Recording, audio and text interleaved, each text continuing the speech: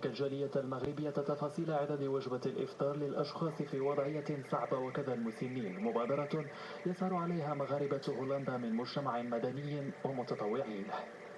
كما كتشوفوا مورايا هنا يوميا حنا كنديروا واحد المبادره باش يوميا كنديروا 400 بين 400 و 700 الافطارات.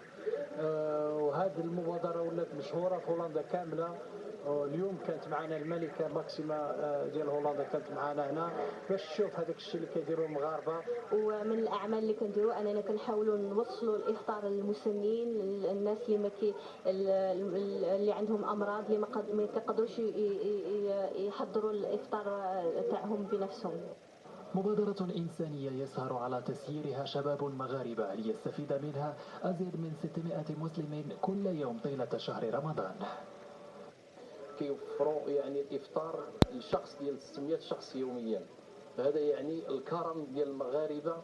اي بلدان العالم معروفين بهذا الكرم ديالهم، في اي دوله مشيتي لها المغاربة ومن خلال هذه المبادرة الإنسانية قدموا للجميع درسا في العمل الخيري والتضامني.